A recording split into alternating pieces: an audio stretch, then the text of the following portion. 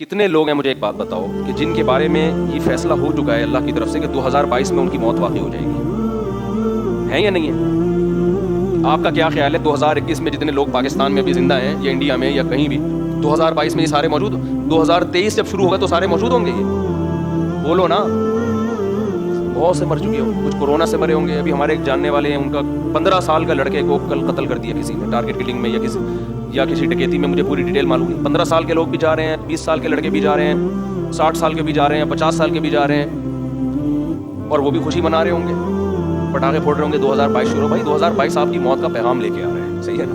اور جن کی موت کا پیغام لے کے نہیں آ رہا, بہت سے نہیں بھی مریں گے, ایسا بھی ہوگا. تو ان کے بارے میں 2022 بہرحال یہ پیغام لے کر آ رہا ہے کہ آپ اس سال مریں گے تو نہیں, لیکن مرنے کے 1 سال قریب ہو جائیں گے آپ. آئی بات سمجھ میں؟ 2021 کے جب رات 12 بجیں گے تو اس کا مطلب سیدھا سیدھا یہ ہے کہ اگر کوئی 60 سال کی زندگی لے کر آیا تھا تو اس کی, اور وہ 40 سال کا ہو گیا ہے, تو اس کی زندگی میں 1 سال مزید کم ہو گیا. کیا خیال؟ غلط تو نہیں کہہ رہا؟ تو کون دنیا میں احمق اور بیوقوف ایسا ہے جو موت کے گھاٹ کے قریب جا رہا ہو اور جتنا قریب ہو رہا ہو مٹھائیاں کھا رہا ہو, پٹاخے پھوڑ رہا ہو؟ اس کی میں ایک مثال دیتا ہوں. پشاور میں پھانسی گھاٹ تھا. آپ کو کراچی سے ٹرین میں بٹھایا گیا. بعض لوگوں کو پشاور میں پھانسی دی جاتی ہے, بعض کو لاہور میں ہوتا ہے نا, لاہور کا مجرم ہے یہ ملتان کا ہے, یہ وہاں جیل میں, تو لاہور فرض کر لیتے ہیں, اس کے اسٹیشن مجھے یاد ہیں. پشاور تو ہم اکثر بس سے یا جہاز, اور اکثر تو جہاز سے ہی جانا ہوتا ہے نا, تو وہ اسٹیشن یاد نہیں رہتے. لاہور آدمی ٹرین میں بھی چلا جاتا تو وہ سمجھانا آسان ہوگا. لاہور کے جیل میں آپ کو پھانسی دی جانی ہے. پھانسی کے بعد کیا ہوگا؟ آپ مر جاؤ گے, یہی ہوگا نا.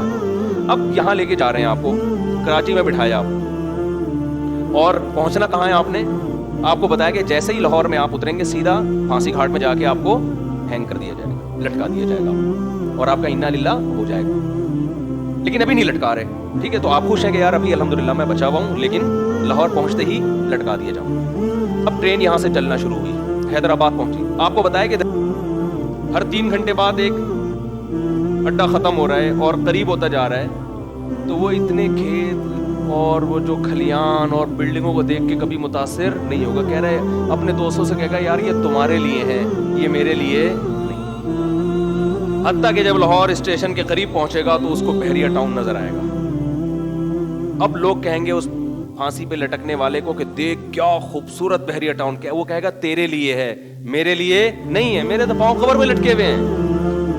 تو بھائی جیسے اس پھانسی کے پھندے کے پاؤں قبر والے کے پاؤں قبر میں لٹکے ہوئے نا, ہم سب کے لٹکے ہوئے ہیں قبر میں. یہ خوش فہمی میں نہ رہے کہ وہ جا رہے ہیں ہم نہیں جا رہے. کوئی پتہ نہیں اگلے سال ہم میں سے آپ میں سے کون زندہ رہتا ہے کون نہیں رہتا, اور رہ لے تو اگلے سال تو 20-30 سال کے بعد, وہ بھی جب آپ بہت زیادہ صحت کو مینٹین رکھو, پھر بھی امکان ہے کہ شاید بچ جاؤ. ورنہ جو لائف اسٹائل ہے اس میں تو ویسے بھی بحریہ ٹاؤن وغیرہ کی پھٹیک پالنی نہیں چاہیے انسان. میں نہیں کہہ رہا بحریہ میں پلاٹ نہ لیں, لوگ میری ان باتوں کا غلط مطلب لیں, دل نہ لگائیں. سمجھ رہے ہو نا؟ دل وہاں لگائیں جہاں جا رہے ہیں آپ. ظاہر ہے دنیا میں رہنا ہے تو پلاٹنگ بھی ہوگی اور انویسٹمنٹ بھی ہوگی, کھانا پینا ٹھیک ہے کرتا ہے انسان. جیسے جو پھانسی کے پھندے کی طرف جا رہا ہے وہ بھی راستے میں پانی تو پیے گا نا, کھانا بھی کھائے گا, انجوائے تو کرے گا جو تھوڑی بہت لائف کے ایام رہ گئے ہیں. دل نہیں لگائے گا ان چیزوں سے. سمجھتے ہو کہ نہیں سمجھتے؟ نہیں سمجھ رہے تو آگے تھوڑے دنوں میں قبر میں اتر کے کھوپڑی میں سب باتیں انشاءاللہ سمجھ میں آ جائیں گی. پھر وہاں جا کے قبر میں کرنا ٹھا ٹھا ٹھا ٹھا ٹھا.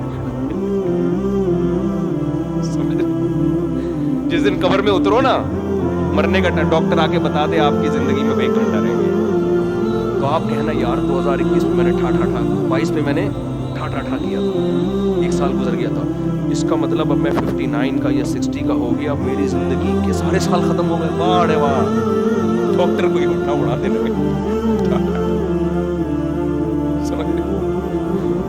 تو ایسے ہی ٹھک ٹھک ٹھک کر کے زندگی کا ایام ختم. تو یہ رونے کا ٹائم ہے, سال ختم ہو گیا. اللہ سے توبہ استغفار کر لو, اے اللہ جو ماضی میں ہم سے گڑبڑیں ہو گئی معاف کر دے, اگلے سال تو نے زندگی دی تو وہ گڑبڑیں نہیں کریں. سمجھ رہے ہو؟ جو لوگوں کے پیسے, اور یہ تکلف نہ کیا کرو ہیپی نیو ایئر, اور کوئی کمی کوتاہی ہو تو معاف کر دیں, یہ تکلف ہے. آپ کو پتہ ہے, سب کو پتہ ہے, کوئی دل سے معافی نہیں مانگ رہا.